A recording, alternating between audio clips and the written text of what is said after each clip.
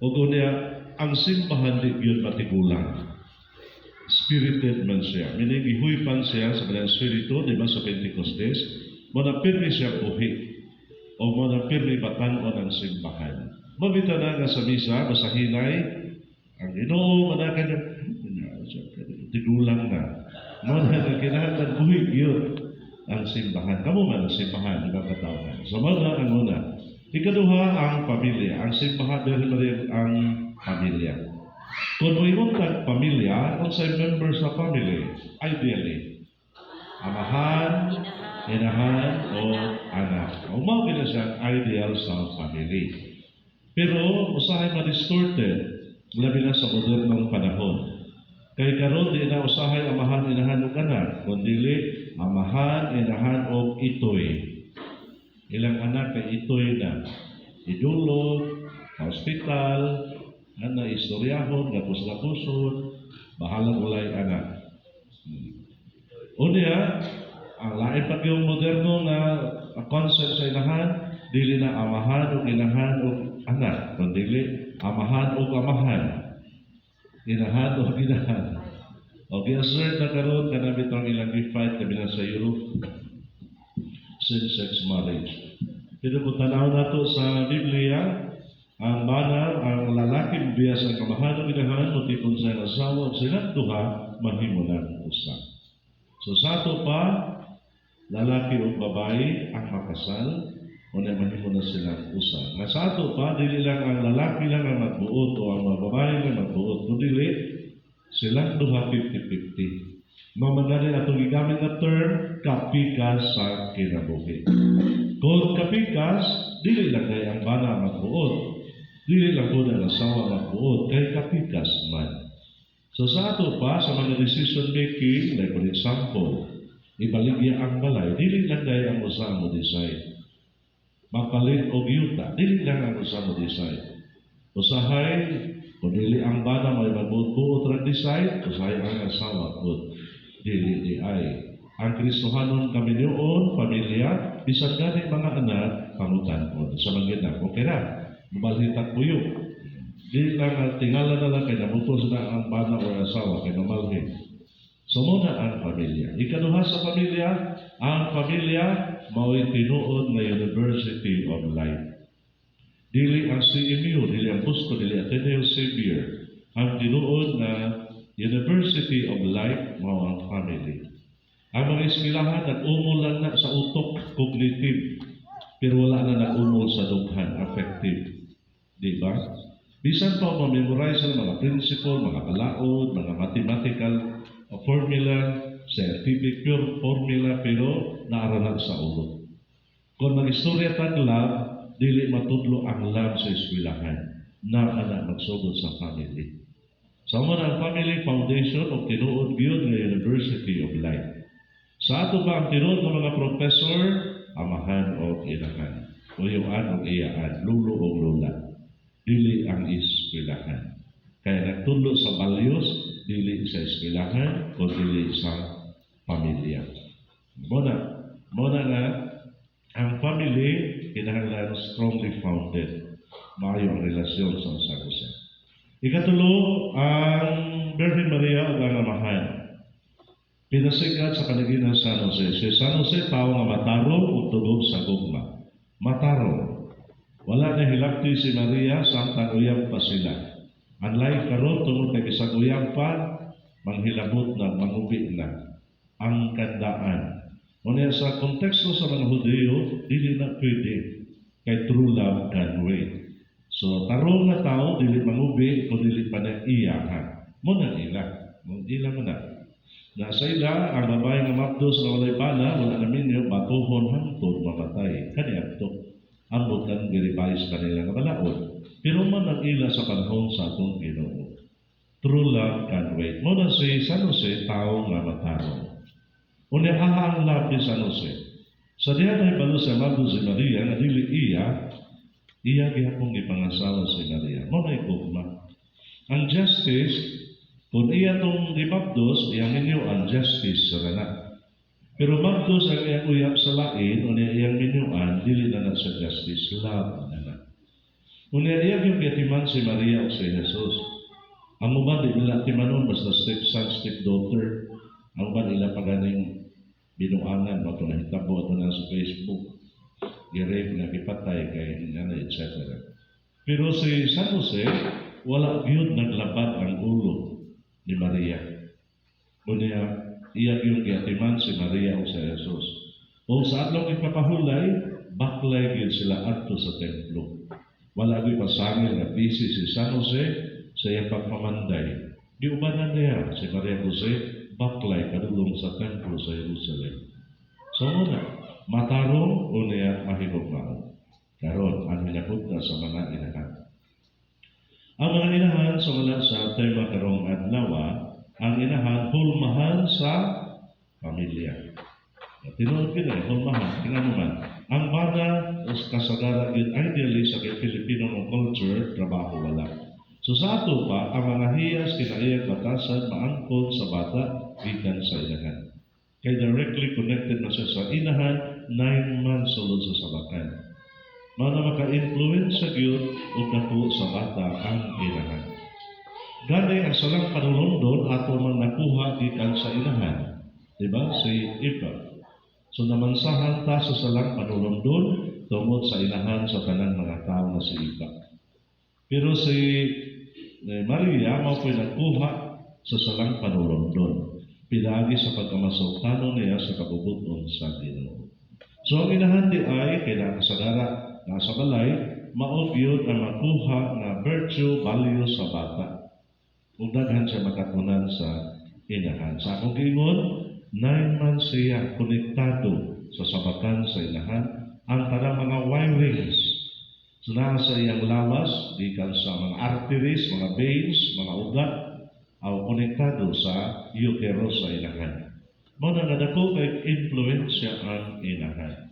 Mao man gani ang mga bata kasagaran gyud tunay pangayuon o duol sa inahan. Ug ang pinakadali nga mosabot sa mga bata mao gihapon ang mga inahan. Ang dako kay trabaho sa kalibutan nga walay sweldo ang mga inahan. Ang mga amahan kay na may sweldo sa ilang pagtrabaho. Pero ang inahan atiman sa balay, panghugas plato, tanan-tanan, limpyo, panglaba, grabing trabaho pero walay sweldo. Dili tagaan sa bana kay ang ihatag dili man para sa inahan. Gawas sa ubang mga bana na dili lang just kundi labing kay ilag yung tagaan ng ilang mga asawa gawas sa panginahanon sa mga sa balay. So nga ka ihinungdanon ang papel sa inahan. Pero atong tan-aw ang mga hiyas sa Mahal na Maria nga naisundon sa tanang inahan o sa tanang tao sa kalibutan. Kay si Mary mao ang mother and model of the church, dili lang sa mga inahan. Tulo ka hiyas iyang gihuptan na naisundon. Fiat, Magnificat o Stabat. Una, unsa itong Fiat? Inom na mo, di ba ito na nag-share?